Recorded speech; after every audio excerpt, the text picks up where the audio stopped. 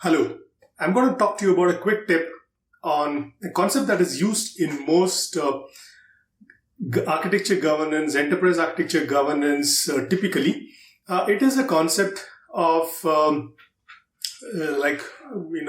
just as you have Scrum of Scrums in the safe agile world, in the enterprise architecture parlance, there is a similar sort of a thing which they call it as centralized interoperability, decentralized implementation.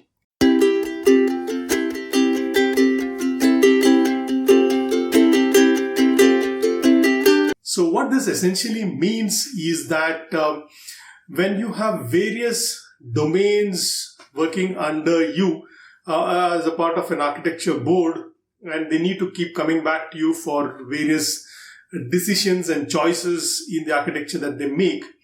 So always centralize the interoperability, because as a part of the architecture board, the board has better control on what's happening across the architecture. So they know, okay, there could be this common interface that could be affected if the message transport or the data layer actually changes this parameter within the data payload or the package or the message structure.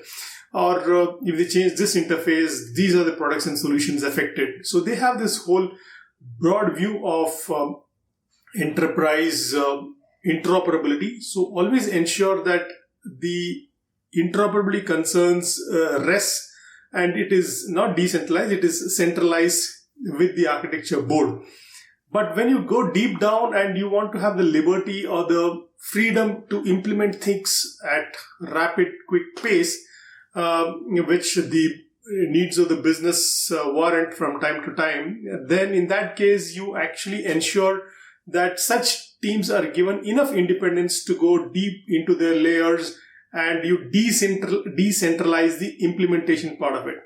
So you need to have interoperability, which needs to be centralized. You need to have implementation, which needs to be decentralized. People want to do a quick POC on using some piece of software, and they want to use or try out some open source database and so on. So you could pretty much allow them the liberty, as long as they are conforming to the outer contracts or the upper layers quite well.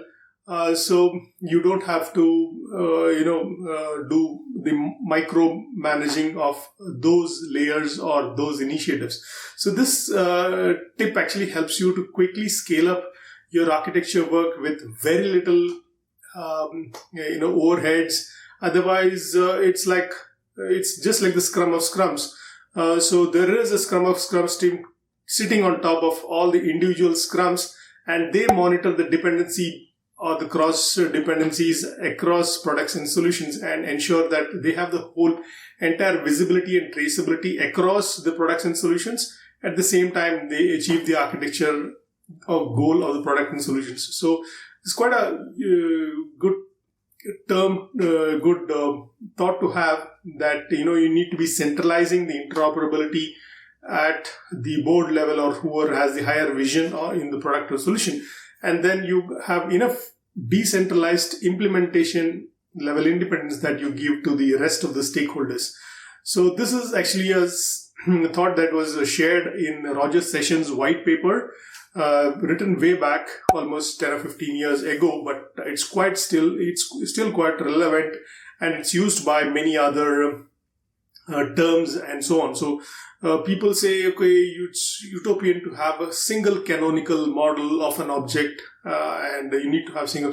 But then, and people also advocate that you should be creating reusable libraries and so on. So instead of that, a single canonical model of an object can be an anti-pattern, and similarly, code reuse can also be seen as an anti-pattern, because the same code doesn't fit in the same form and the same dimensions in other parts of the solution. But as long as you are able to create services and allow them to be reusable, then that is how you can actually scale up your architecture. So here is leaving you with this quick tip on centralized interoperability and decentralized implementation. Stay tuned.